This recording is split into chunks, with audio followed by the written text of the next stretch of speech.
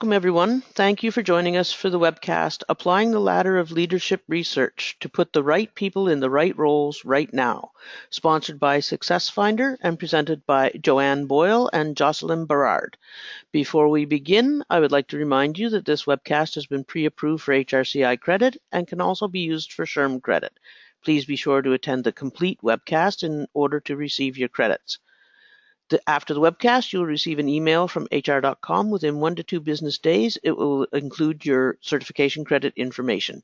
You can also log into HR.com and go to your View My Credits page, where you can see the credits you have received.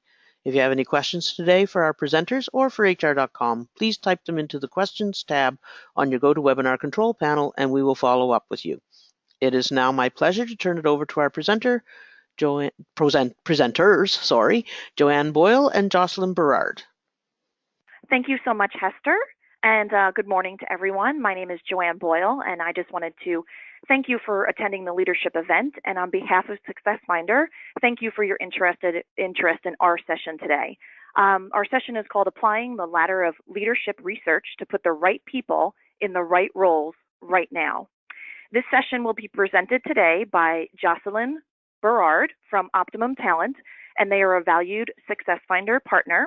And for those of you who attended the Ladder of Leadership session just 1 month ago today, Jocelyn will be bringing much of that research and the fundamentals from that session into this session today. So remember, can ask questions throughout, and we will be answering them at the end. And with that, let's get started. Jocelyn, over to you. Thank you, Joanne. Thank you very much. Good morning, everybody. Welcome to the session and the webinar. And if you're on the West Coast, it's bright and early for you. On the East Coast, late morning. And I hope on the East Coast you survived the snowstorm or flooding that you may have. I'm communicating from the lovely Toronto in Ontario, Canada. And just a quick introduction, and then we'll get into the content. I'm National Practice Leader for Optimum Talent. We're a national consulting firm, and as Joanne mentioned, we partner with SuccessFinder. And just briefly, related to the topic today, from an experience standpoint, for the last 25 years, I've been working in consulting, helping organizations to support them on talent assessment, succession management, leadership development type of practices.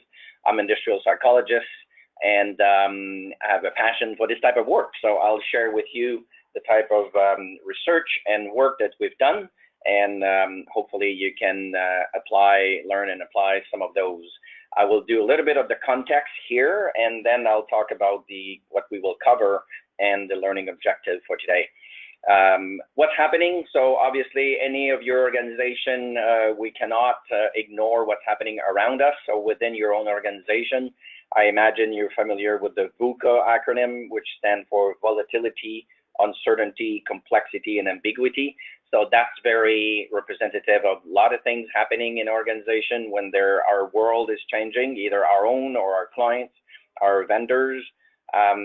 We work with multiple organizations here, and some of them are being pressed to adapt to significant change, either in healthcare or other government or private organization. It's also, I mentioned there, evidence-based more and more in any type of practice, but let's focus on talent management.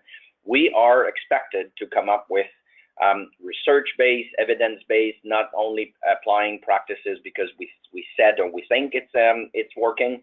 And it's also very much related to the tone or the red thread throughout the presentation today, where I really want to share with you how we can bring rigor and science to talent management, which are obviously practices that are a little bit more, quote unquote, on the soft side of business. And the third bullet point there, increased performance. No different than our colleagues in productions or marketing or IT. We have pressure on us in talent management to say, be more efficient. You know, we have to do more with less, or we have to do more with the same budget, or is there a better way to do it? And that's really what I wanted to share with you. So in this more complex world, how do we need to come up with something that is functioning, showing that we can prove performance. One thing you may have seen in terms of we need to adapt and be flexible. I was just receiving a week ago my Harvard Business Review of the month, and there's an article there called HR Goes Agile, and everything in there is about how HR and the different practices in HR need to adapt, need to be more agile. So what I want to share is not only how to be more agile, but remain and be highly efficient. So that's the context.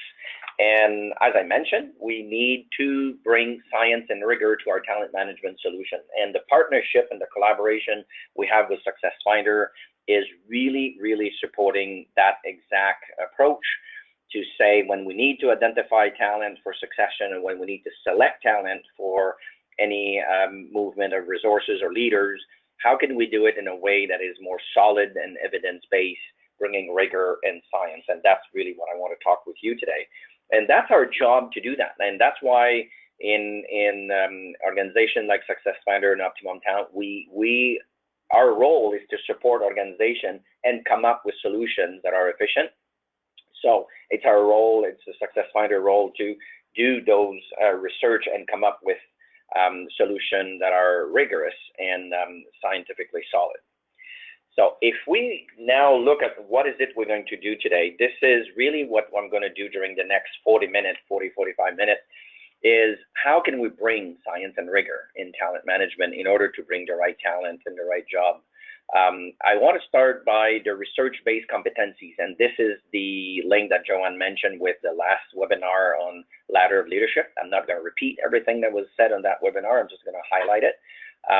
So really what it is when you think of the work you do to deploy talent or promote, select, or and identify talent from a succession standpoint, what's the target? What is it that will predict success as a leader? So that's really the first point. The second point is stronger assessment tool for better prediction. How can we leverage the power of psychometric and the science behind it? There's lots of assessment tools on the market, lots of ways to do it, and I'll define, maybe demystify some of that, and explain how we can use lots of high definition assessment, as I will talk about.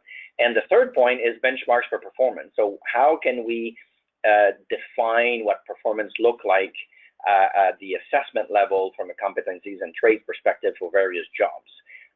So one, what's the foundation? Two, is the better assessment tool. Three, how can we benchmark, compare with high performers? So that's the agenda for today, learning how to bring science and rigor on those three elements that I will cover during the presentation. As we said, the webinar that was done a month ago was the whole research on ladder of leadership done by SuccessFinder. So one quick poll question here, Hester and Joanne, how many of you attended the ladder of leadership session that took place a month ago? So if you can let me know, that will just give me a bit of a good reading if you've done it or most of you did not.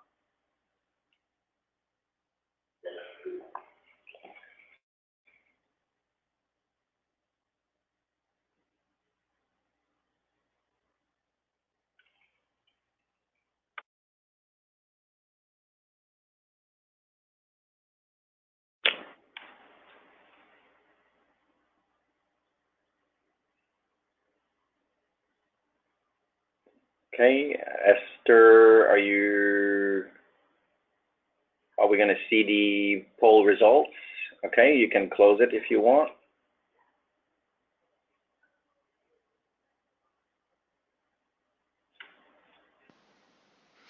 The results were 15% yes and 85% no.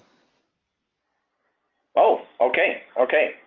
So thank you, Hester. So majority did not see it. So I think what I will do is to cover that section, and I encourage you to go online on the previous webinar to listen to it, or you can access the ladder of leadership research paper on the SuccessFinder website. This is really interesting material from a research standpoint. So Hester, it's just checking here. I'm moving to the next slide. Everything's okay? So you're seeing the next one? Guess it's a yes. Yes. Okay, thank you. I just wanted to make sure after the polling question that it's working. So what we did, what SuccessFinder did related to the ladder of leadership. And remember, this is the first point, research-based competencies. So in order to bring more science and rigor, first thing, what is it that we're looking for when we identify competencies per level of leadership? And I'm sure many of you have already done those initiatives where you try to define, call it competencies, or what are the traits, or what are the capabilities, all sorts of wordings that are being used in terms of predicting what's required for different level of leadership in your organization. Very often, organization will do focus groups, look at different documents to identify those competencies. What we found, and I've seen quite a few, I just saw one recently in a financial institution, where after focus groups, after numerous conversations, the profile that was defined for leaders was a hodgepodge or a mix of all sorts of things. It was behaviors, competencies, even sometimes wording that were a little bit more value driven. Even I saw there a couple of things that were more like a task, and I've done enough of those. And years ago we used to call them job analysis, so defining competencies for positions. And I've seen enough of those that you can do as many focus group as you want, and you will always end up with more or various definition. This is where the science part comes here. So what SuccessFinder did, and I'll talk a little bit more about the assessment in a few minutes, is to identify through the thousands of people that we assess, what are those competencies per level that are really linked to high performers, and define those, identify those to say which one seems to be linked with high performers as a first level leader or senior level or a C-level leaders. So we say here is SuccessFinder's ladder of leadership is the behavioral competency model that drives high performance at the 3 level of leadership. What does that look like? So, sorry, just talk about the objective first. It was a high performer role profile at each level. So we really pay attention to say, what are those behaviors that really predict performance at each level? And then what seems to be changing? What are those transitions when we go from the first to mid to exec? What are those behaviors or competencies that are staying the same and changing? And you'll see it's quite interesting, actually, where we see a big difference in terms of the type of competencies. Let me just put the screen here like this. So here it is, and this is really what you would found in the white paper and the webinar that was done like a full hour on what's the research behind it. I want to bring your attention to a few things here. So those are the competencies that were identified per level, and the color coding is important here. You can see in orange fundamental competencies. So these 2 here, lead decisively and thrives in chaos, which is really lead decisively in terms of wishing and being motivated by leadership, having enough assertion and decision, wanted to make decisions, and the thrive in chaos, which is really the adaptability and the flexibility. Those are the only 2 competencies common to every level. What you see in gray are what we call the bridging competencies. So you can see these 4 at the first level of leadership, like overcome adversity, reasons critically, for instance, that are being repeated at the next level, but they're not necessarily at the exact level. So you see that there's some that are common, only 2 all the way. Some are at the first and second level. And then you can see in the darker gray here, some competencies like inspire others and focus on results that are now common between senior level and C-level leadership. And then finally in blue, different different tone of blue that are unique to that level. Build consensus, communicates clarity. So you can imagine a first level leadership competency model that is more proximity leadership. When we move to the mid-level, there's one there, and then we look at how 5 of them are specific to the C-suite. Initiate independently, drives achievement, sustains profitability, for instance, seeks innovation.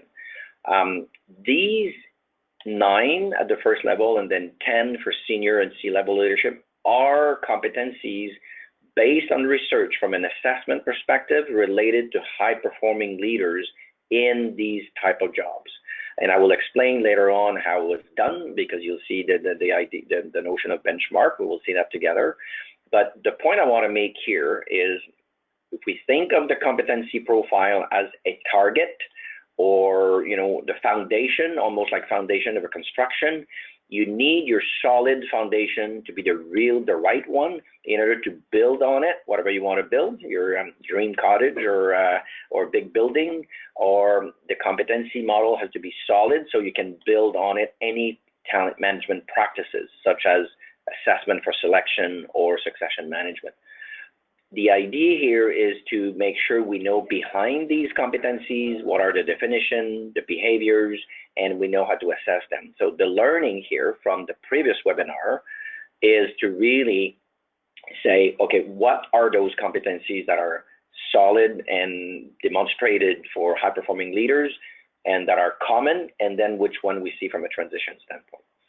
So first learning point, how to make sure we have solid foundation, leverage competency models that are based on research, and that's a great one that we have here. I'm going to move now to, actually, let me just go through my next slide, and then I will come back to the polling question. The plan for the session today, how can we bring science and rigor? Research-based competencies, that's what we just saw. So it was a very quick review. I encourage you again to read the white paper or listen to the previous webinar. And we need to have solid foundation. The second thing we will do is we need to have stronger assessment tool for better prediction. Lots of tools out there, many of them, and I will clarify a little bit. So let me go back to my polling question here. So Hester, so polling question, are you using an objective assessment, any type of psychometric assessment center, anything objective assessment methods in your selection or succession management practices?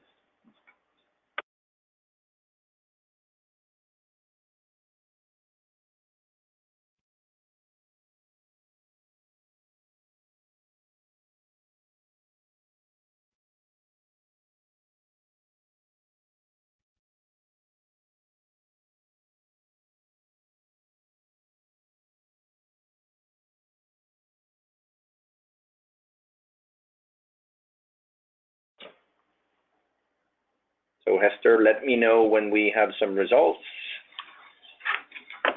Okay, we seem to have, what is it, 35% yes, 65% no so far. I would close the polling. I guess we did. Okay, so that's interesting, actually. A third of you using some objective assessment and 2/3 don't. So let me talk about how we can bring stronger assessment tool to better predict performance. We have the good foundation. Now we need to have a strong measurement approach. Here's some information I wanted to share with you regarding the type of assessment. I mentioned earlier that I'm an industrial psychologist, so there's all sorts of research and regulation out there. But one of the things that the American Psychological Association, APA, American Psychological Association, provides is categorizing the various assessment tools, category 3, 2, and 1, and I'll define what they are. The idea here, first, not every assessment tool will ask APA to be qualified, but the point here is to define them. Doesn't matter really if they are qualified or not by APA, but what are they? What type of assessment we have out there? So I will take a few minutes to define them and explain what they're made of and how we should use them. Category 3 assessment is providing you a high-level description of a person. I'm sure you've seen some assessment that are more style-based, typically 4-letter acronym type of assessment. And it's really defining either by color, by coding, from an acronym standpoint, anything related to assessing who you are from a style perspective, from a preference, but at a higher level. It doesn't go deep. And there's some tests, retest validity being done, meaning the stability of the test. It's really made to increase self-awareness. And if I have to make analogy, I love to make analogy in the scientific and healthcare world, it would be like a stethoscope. So it's a good tool. Obviously, every physician are using it, or nurses, but you're not going to go really deep and make a very long-term and highly predictive diagnostic. It's high-level assessment. It's seen that something is not working by what I can feel and hear in my stethoscope, but it's not a detailed analysis, as we will see with the next level. Typically, Category 3 assessment would have half a day, maybe a day of training to be certified, probably no exam, most likely no exams and no supervisions required. You do your training and then you're up and running, you can use the test. This should not be used to predict in terms of selection. Those tests are not made for that. It's made to raise self-awareness, maybe during a team session, or understand who are the people working with me, awareness of others, but this is not to predict performance. That's Category 3. A test in Category 2 start to have a little bit more depth, more validity from a construct perspective. What is it that we measure? There's some predictive validity in there. The information provided will help you to make decisions. If we would continue our analogy with the healthcare world and the world of the physicians, it would be your X-ray. So you go from the stethoscope to the X-ray. Now you see in a little bit more profound, a little bit more deep, longer prediction. Although there's better than that, it's still a very solid assessment. Lots of them on the market that are being used. And when we think of how long does it take to be trained, it will vary somewhere around 2 days, sometimes a little bit more, probably no exams, but most likely 1 or 2 supervisions in order to be certified. It will vary according to the test. So those are good tests on the market. You need to use them to predict, but they're not still as deep and high definition as we could, which obviously will bring us to the Category 1 testing. So we have the image of an MRI there. So think of from the stethoscope to the X-ray to the MRI. No wonder why a physician will say, if you really want a good, solid diagnostic in order to predict, identify any healthcare issues or lack of issues or illness, they will go with the more profound, more deep and broad assessment. The description, if we think of psychometric assessment or leadership assessment here, is way more detailed. And especially the big difference here is the predictability. We provide information to you to make good decisions. Although the bullet point there said we can make a decision for you, we never leave the test make decision by itself, but it's really high definition, high predictability. To make an analogy, not an analogy, but an example that everybody knows in the world of law school or MBAs, the LSAT or the GMAT are example of tests that are used to predict performance. And the SuccessFinder and the research that I will share with you is part of the Category 1, where high-stake definition like career decision, hiring, promoting, and going deeper like an MRI with more details, predicting better from an assessment perspective. So that's really the 3 categories: the high-level awareness, the deeper, a little bit more information, and up to a high-definition, longer-term predictability. So and let me say a few things about the deeper assessment. What do we mean by that? And you may recognize something here from the periodic table, remembering your chemistry courses in high school. So what we do in the assessment, where we get this deep assessment and the science behind it, is to really go after lots of traits that are statistically different than each other. So 85 distinct traits that we can measure is really a high, what I call the high definition. And the idea of the analogy with the periodic table is very good here, because if you think of the periodic table, it's all elements that define everything around us, any object, all matters, nothing exists that is not done by some of those components. So the idea here on the decades of research was to come up with an assessment that will go deep enough so we cover pretty much all traits that could exist out there. Not only we realize that all those traits are covering who a person can be and the natural tendencies of that person, but we realize by joining 2, 3, 4, 5 of those traits, like a molecule, we combine them, and you see that on the bottom right, we combine them and we create natural competencies. And so if we talk about a competency like seeks innovation, we know that it's made of being innovative, being intuitive, and have capacity to reflect on things, so reflection. So we really go deep on the assessment, and you'll see how critical it is in order to predict performance and identify who has the best capacity for the different jobs.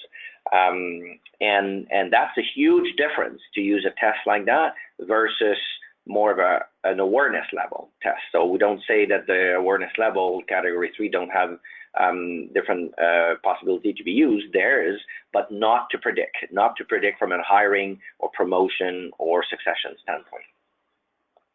So I hope it helps to demystify a little bit and clarify. So if you think of all the tests on the market, so there will be somewhere in that continuum of type of assessment.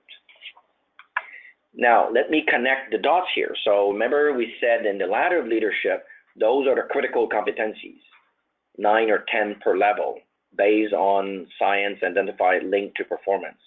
Now we just said we can have a very solid assessment tool, more predictability with category 1 to identify, measure those competencies and traits. And you see an example here that comes straight from a project that we've done with an organization. The ladder of leadership competencies. Remember those 10 competencies there on the left?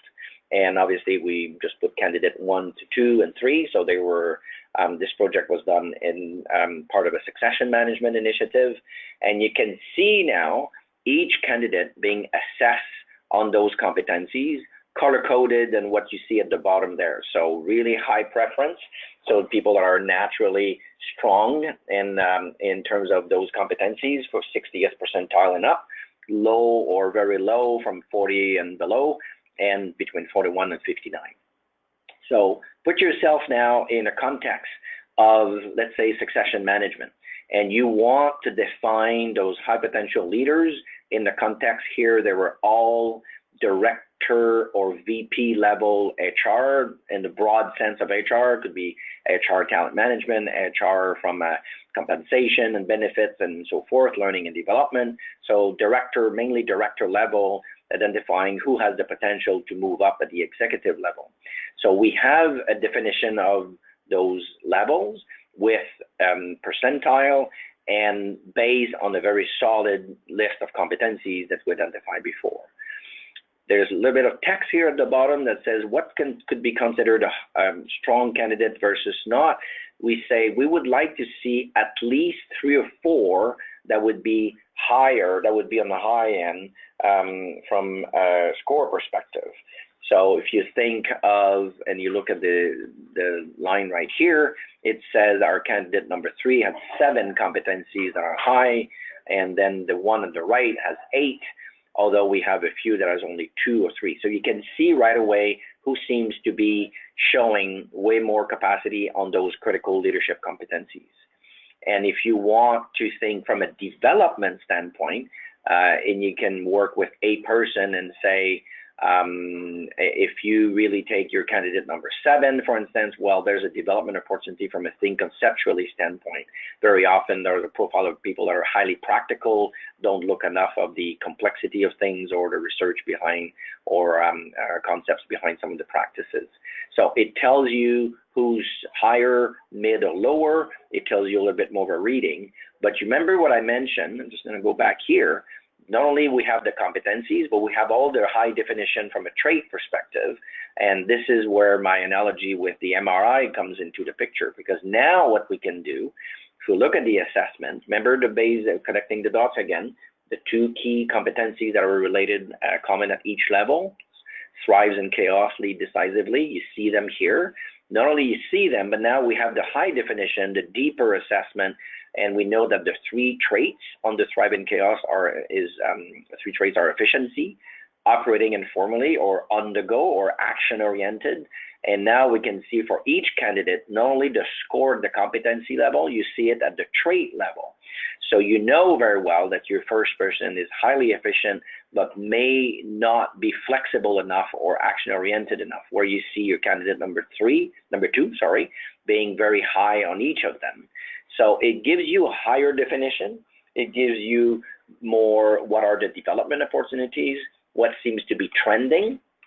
If you look at your group there, so we really need to spend time to look at the data. And when you define somebody, you're not just going to say, well, this candidate is a very high, strong personality, high leadership, and maybe not enough reflective. So you need to go a little bit more into details in order to predict, and also in order to define why somebody is scoring really high or really low on things. A good example of candidate number 6 here, you see somebody who's very action-oriented, but lack of flexibility and efficiency, where you see on number 4, somebody who's quite low on some of those common traits, and but the other competency below is quite high. Actually, 2 are very high. So we really, instead of just bunching everything together, we really can have a high definition, a more detailed analysis in order to define them and also to predict better.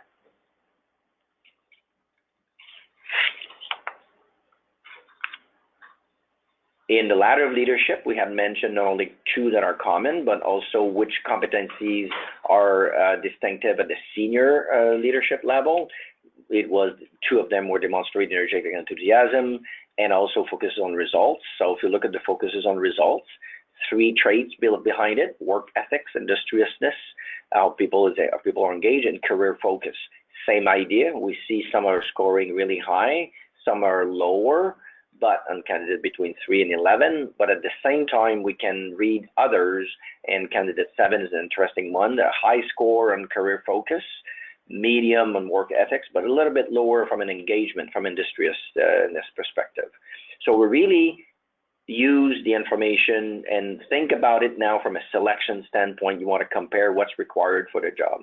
Think about it from a succession management standpoint, defining somebody in terms of what we really see of that person. And sometimes line managers will ask you a bunch of questions. Is this person will have enough energy, and it's a high pace and very demanding job, or will this person adapt to the environment? So you are able to define in more detail and more perspective and more accuracy with this type of assessment.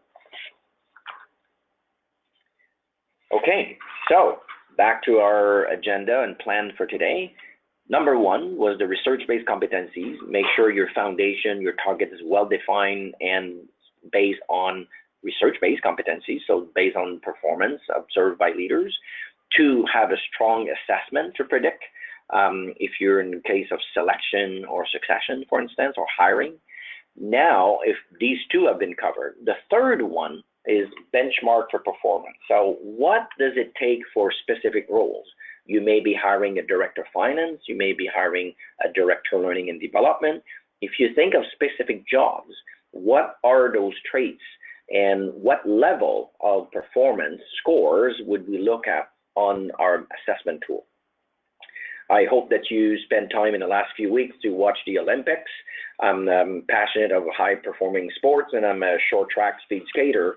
And if you would tell me I'd like to train, or I have somebody in my family, good skater, wants to train, would like to compare himself to the Olympic level, well, it has to be specific. It cannot be, well, he's pretty good. Well, that doesn't tell you anything.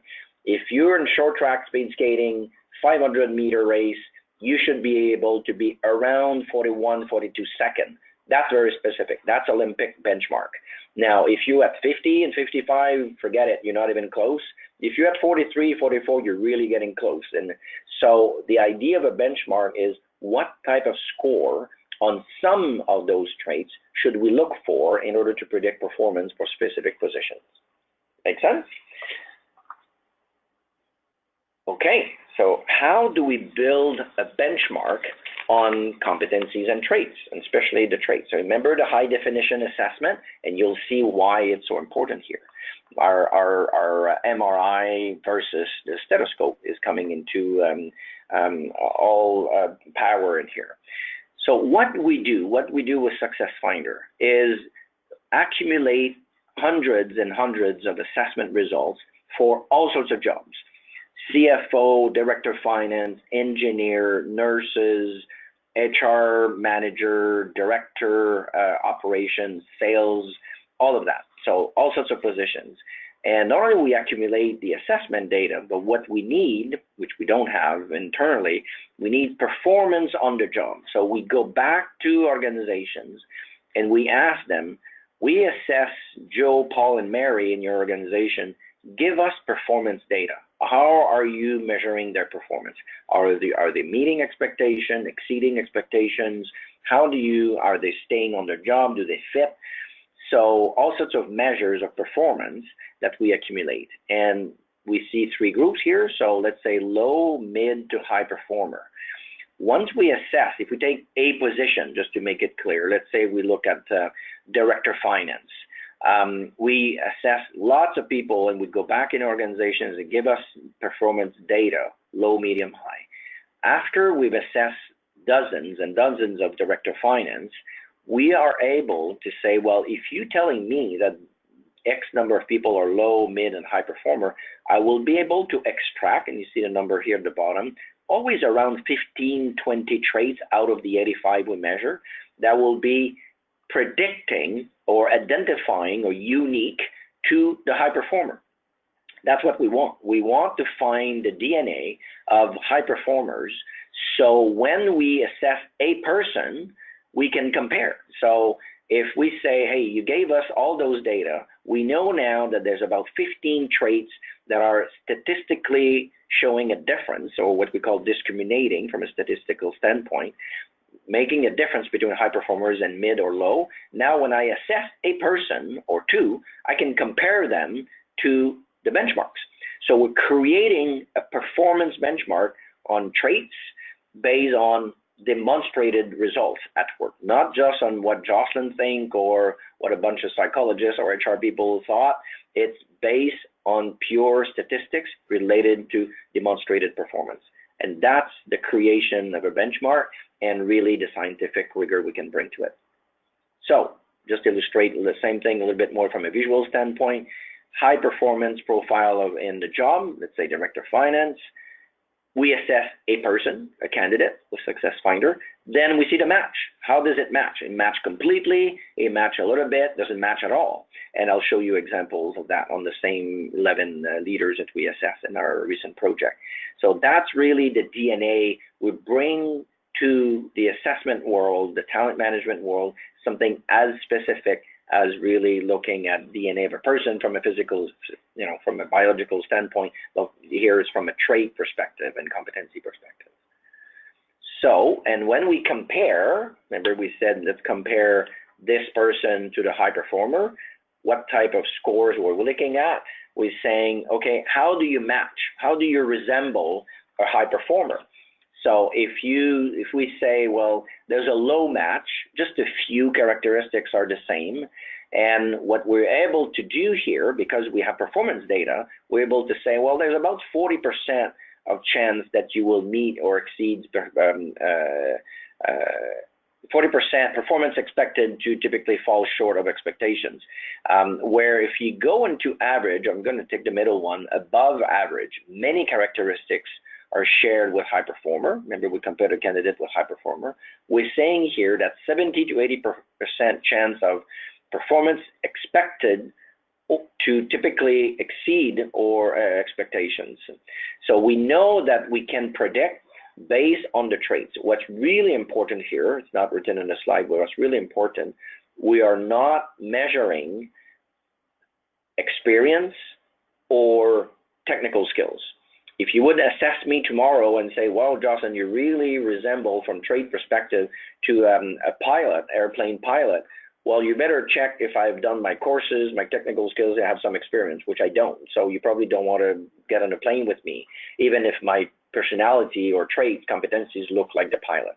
So obviously, extremely important to measure traits, and to measure technical skills and experience. But if we try to predict, especially predict from a longer term perspective, now when you find yourself in succession management, really what you want to do is to predict longer term. So that's the type of assessment and comparative that we can do. And now what does it look like? Back to our project that we've done with our client here.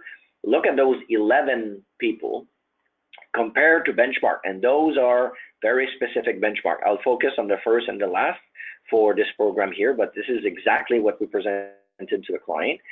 Remember, we're assessing director level people for HR executive type of role. We were able to compare each of them to VP HR. At the bottom, we say VP talent management or any other type of jobs, executive level, and look at the percentage here of match versus low versus high match. And remember in that slide here, we're able to predict how likely they will perform. Well, you see now the rigor of identifying what makes a difference between the high performer, mid and low performers, and have a high definition assessment. So we're able to say that your candidate 1, 3 are far exceeding the others. Your candidate 5 is a strong one, 8 as well, but certainly not a high potential as the candidate 11 for VP level position. And what was really interesting, it doesn't mean the person is not competent. It means that the style, the traits, the natural competencies of that person are not highly aligned with an executive role in talent management. That person, by the way, was a PhD in learning and development, highly knowledgeable, the candidate 11, highly skilled, very good, but from an expertise standpoint, not from a leadership standpoint, or not at that level. So you see how powerful it becomes when we start with solid foundation, add to it a very solid assessment from a depth perspective, the MRI analogy, and then comparing with low, mid, and high performers.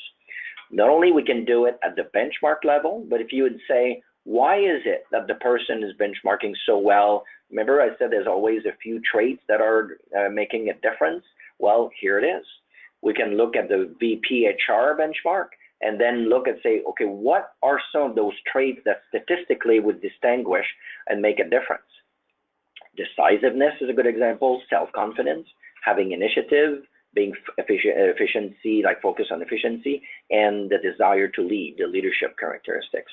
You can see our strong candidate here, like number 3 and number 5, being strong on each of them, where others, like our candidate 11, lower, although she was high on leadership, much lower on others. So not only we can predict, we can look at it almost with a magnifying glasses and say, even if the person has a good solid score, what is it that she or he can develop? Like candidate number 1 here, we would say good score, need to have an initiative is really about like self-starting, being the one identifying opportunities and moving on and being a self-starter.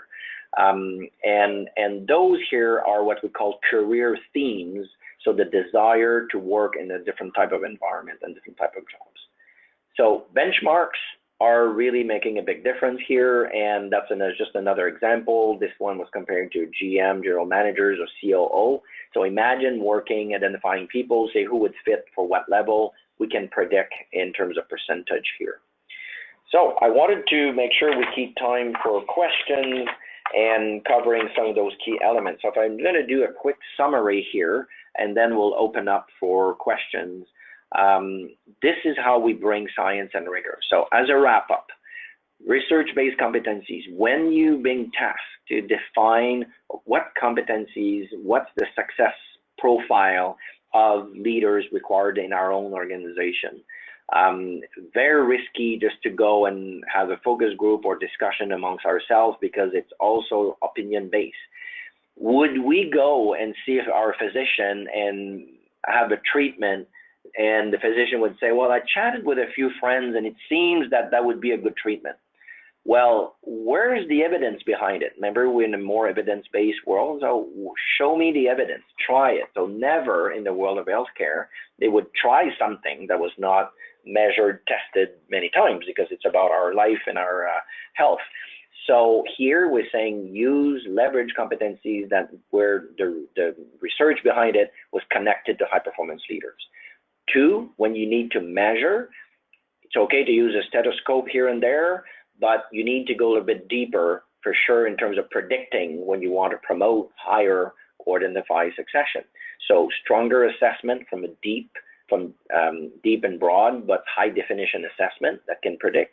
And 3, show me what seems to be making the difference between a high performer, VP talent management, or director of finance, or engineer, or procurement person, doesn't matter, different roles that you may be asked to hire for. So those are 3 ways to bring science and rigor in our world of talent management. I think from here, I would love to ask Joanne, my co-pilot here, if we have questions, and I'd be happy to answer any questions. Joanne?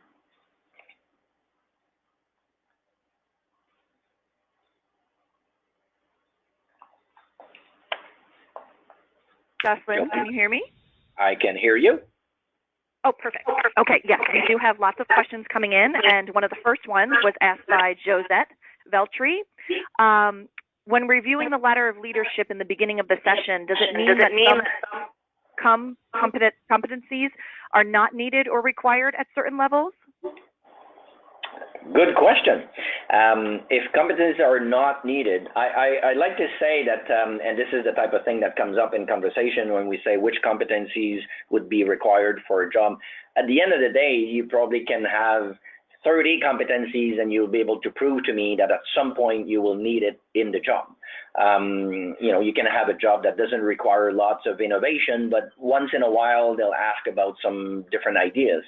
What we say here in the ladder of leadership and the research, and in any good, and I would say in effective practices to identify success profile for leaders, we need to limit the number of competencies. Rule of thumb, 8 to 10, that's plenty. If you add too many, it will be extremely hard to measure. But not only you need to limit the number, you need to identify which one will make a difference between strong performers and others. So to answer the question, the ladder of leadership there identifies the competencies that really make a difference between high performers and others, and also to come up with a limited number so we're not throwing too many at the job. So, and then it's pretty impossible or very difficult to measure. So yes, some competencies will be much less important, others will be critical, and you saw in the graph there that some of them will be different at different levels. I hope that answers your questions. Joanne, one more. Yes, so we have quite a few more, and a couple of them are going to be merged together, I think, by you answering this question. But so Allison Jacobs, in addition, Carol L.M. also asked something similar. Can people fool the test and answer the questions in a way in which they think they want you to answer them? In other words, can they lie, or can they show more confidence by their answers, which is really not their personality? Again, very good question. And this is a question right in the middle of the screen of our colleagues, psychometrician working on SuccessFinder, or any people working in psychometrics to develop really strong tests. It varies a little bit according to people, but especially if you think you're in the context of selection. So somebody is a candidate for the job and he or she really wants the job. There's a natural tendency to people to say, well, I'd like to shine, so I'll read the questions and maybe I'll try to figure out what they're trying to measure and answer in a certain way that maybe may make me look better. We call it in measurement social desirability. Social desirability. I'd like to show up maybe better than I am. And that is being measured and identified in any good psychometric test. Not all of them, not on the style perspective, category 3, any good test, category 2 and 1. As a user, when you're certified on the test, you would see a score on social desirability or something like that that will tell you this person tried to really respond in a way to look better or not. And what we do in terms of stats, what SuccessFinder will do in sort of statistical behind the scene is to adjust the score accordingly. So without going into too much in details, yes, people may try to fool the results, and a good test will identify that. The third thing is if you look at some, and I'm going to go at the extreme, let's say you buy a magazine in the weekend and it will be to measure what type of friends or partner you can be. Well, you can read the question and say, wow, this is obvious. This question will be measuring how a good listener I am or how respectful I am. Really good tests, the items, the questions, or the statement, when you read them, it will be extremely hard to predict what is the statement measuring. And to give a very quick example, let's say, it's a fictitious example, obviously, but let's say we would realize that people that are very assertive have tendency to wear dark suits, and there's a strong statistical correlation. That's not real, but let's say that would be very real between wearing dark clothing and being assertive. Well, if it would be the case, it would be a good statement to say, how often do you wear dark suit? Because we know it would predict assertion. The point I want to make here is the statement is really not obvious sometimes. What is behind the scene in a good test is the correlation between the answer to the statement and what it measures. Could be assertion, could be sociability, could be problem solving, analysis. So if people are trying to fool the test, yes, it certainly can happen. A good test will identify it and correct the score, or will indicate that you should ask the person to do it again and try to answer in a very honest and natural way. I hope it answers the question, Joanne. We have time for more. Yes, we do. So Kevin J. is curious if there are any standards for law enforcement agencies and or those type of government jobs. Standard, you mean from a benchmark perspective? Yes, from the benchmark. Yeah. So there are benchmarks that we have that are related to security, law enforcement type of thing. What we do, and it was on the slide when I was explaining the benchmark, we can create, I'm going to call them in-house or specific benchmark. Let's say tomorrow we have to, for law enforcement, police type of position, we need to create a benchmark. We would say, listen, you have hundreds of law enforcement agents. Tell us confidentially, who would you put on a pool of high performer, mid, or low performer? What are you measuring? How do you, for you, what's critical from a performance standpoint? How do you measure it? And put them in different groups. We will ask them to complete the SuccessFinder, and we'll see what are those traits that are different between the three groups.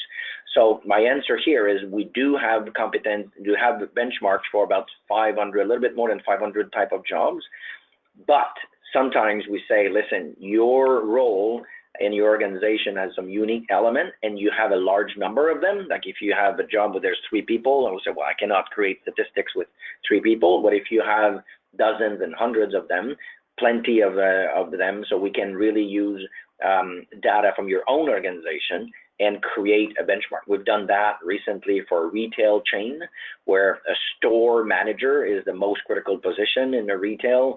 And we said, well, give us the store performance from a revenue and sales perspective. And we assessed all of them and we saw right away what was trending, what was differentiating the high performer versus the low performer, and we're able to create a benchmark. So we do have some benchmarks around law enforcement, but ideally you want to create your own for the type of jobs in your organization.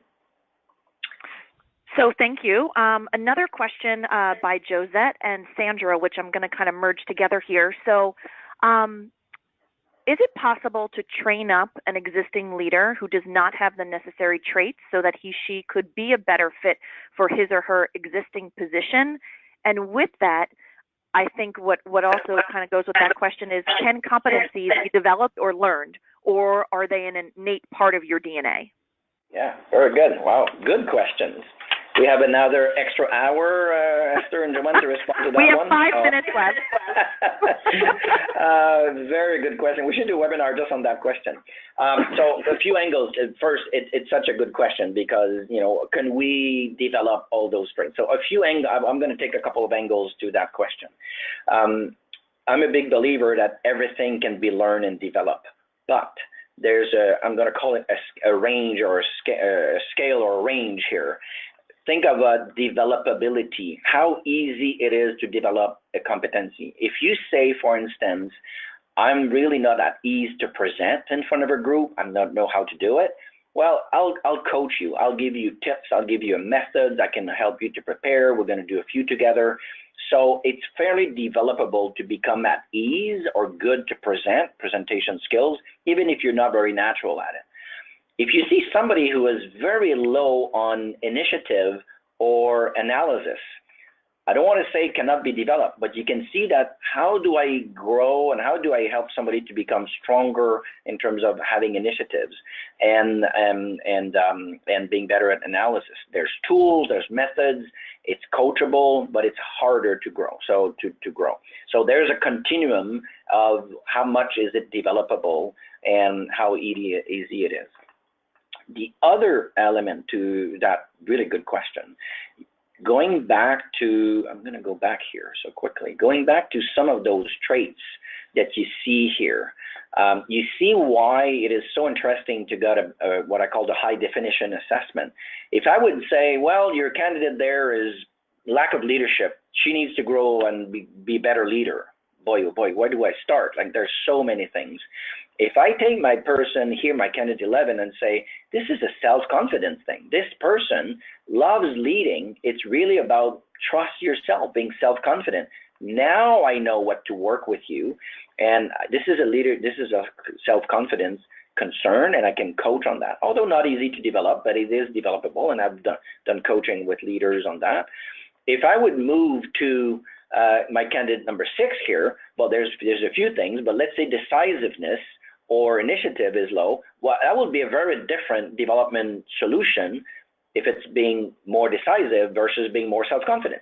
So you see, I love to say, the more specific the diagnostic, the better and more specific the prescription or the development program or the development solution.